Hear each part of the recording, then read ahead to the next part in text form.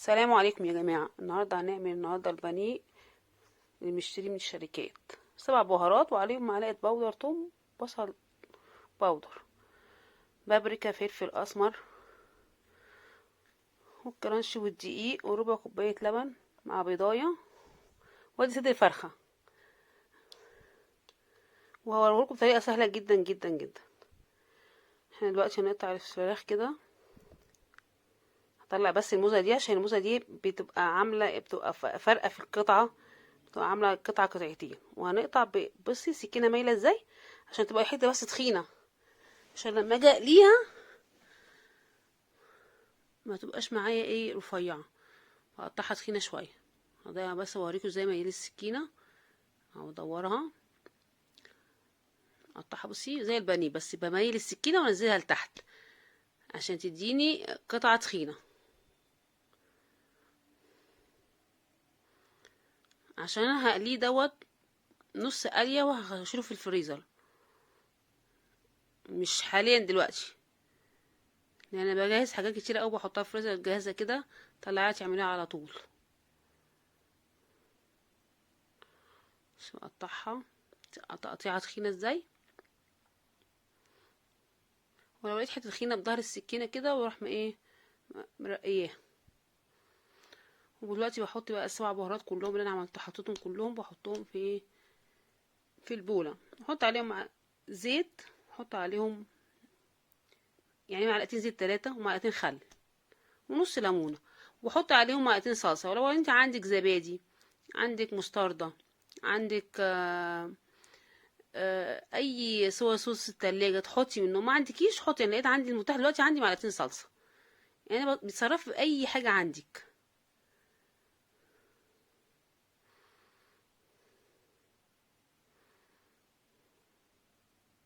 لو حته بقى تخينه كده رقيها شويه.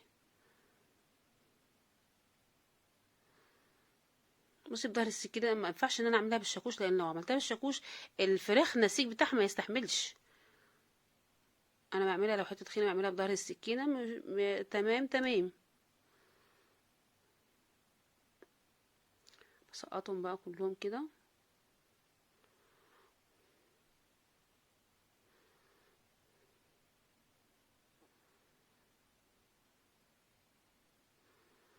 وعليهم تقليبه كويسه.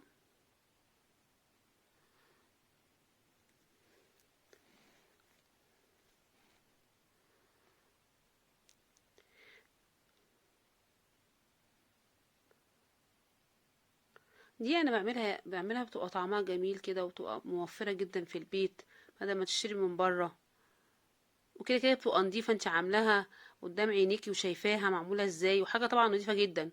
انت دلوقتي بتحطي الكميه كلها، وبعدين بتديها بقى بديها بس دعكه كده بايدي عشان التتبيله تخش في النسيج. انا ليه ما بعملش تتبيله فيها ميه كتير؟ لان انا لو طلعت القطع منها هتلاقيها سابت التتبيله كلها في البوله. لا، انا بعملها تخينه عشان تلزق في قطعه الفراخ. بجيب بقى دقيق، بجيب الكرانش بتاعي، ودي ربع كوبايه لبن وبضايه بس، وشويه فلفل اسمر، وساعات بحط عليها قرفه، وساعات بحط عليها جنزبيل.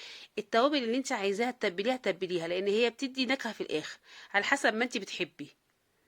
دي متاحه ليكي، اي حاجه انت بتحبي اي توابل تحطيها حطيها.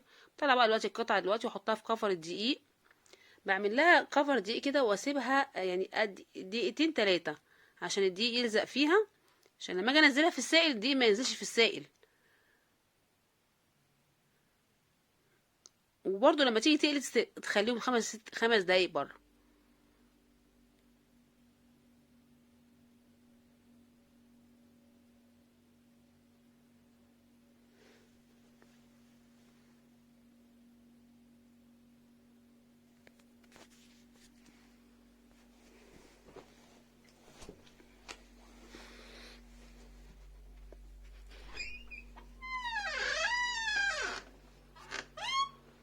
وخلصت الكميه كلها كده وحطيتها في البقسماط.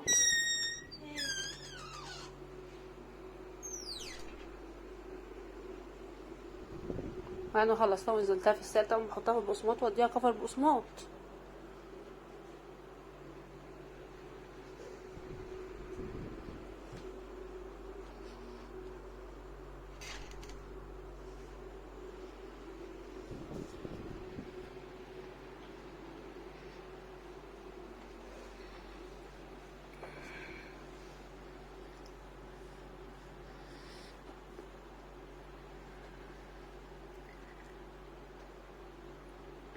دلوقتي كده بصوا بعمل لهم كفر كده تخين شويه عشان ايه يديني ايه قطعه كده، تبقى القطعه شكلها حلو.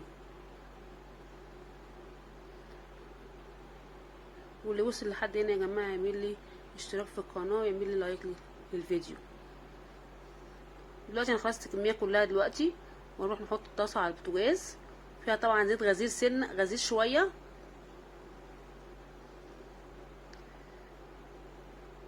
ودول يا جماعه عملوا 18 قطعه، قطعه كبيره. انا دلوقتي انا هعملهم للتخزين، يعني هقليها نص قليه.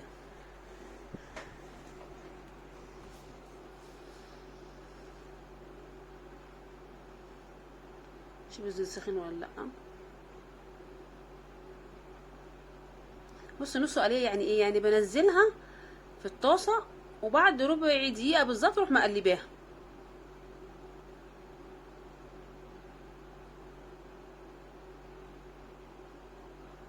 صلى على النبي كده يا جماعه عليه الصلاه والسلام يا رب. حبيبي يا رسول الله.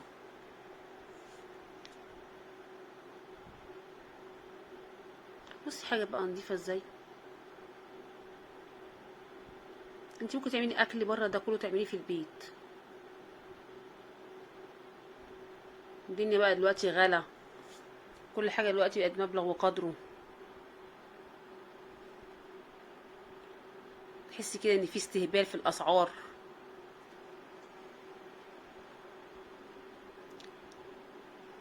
احنا نعمل ايه بقى؟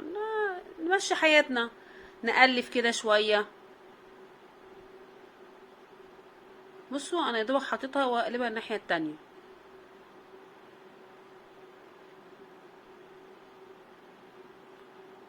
بص شكله جميل ازاي،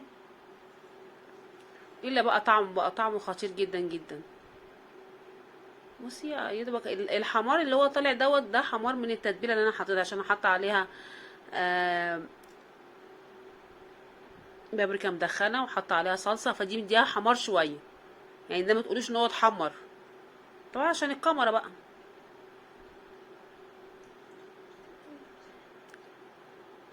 يعني انا بصور بكاميرا تليفون، انما هو على الحقيقه شكله احلى من كده بكتير.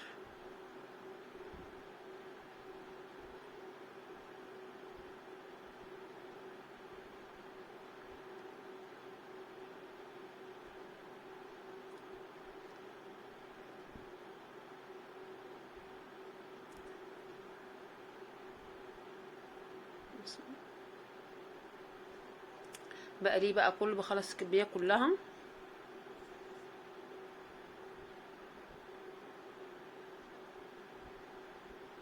بص شكله،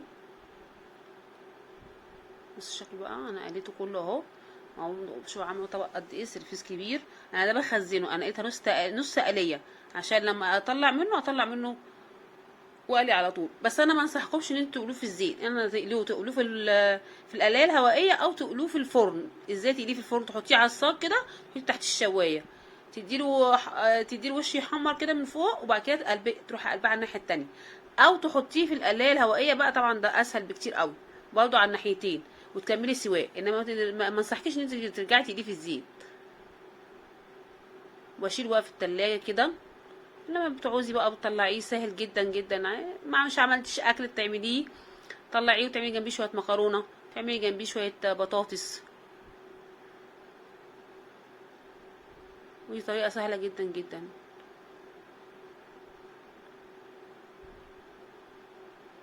لو عجبكم الفيديو يا جماعه ما تنسوش تعملوا لايك واشتراك في القناه. السلام عليكم ورحمه الله وبركاته.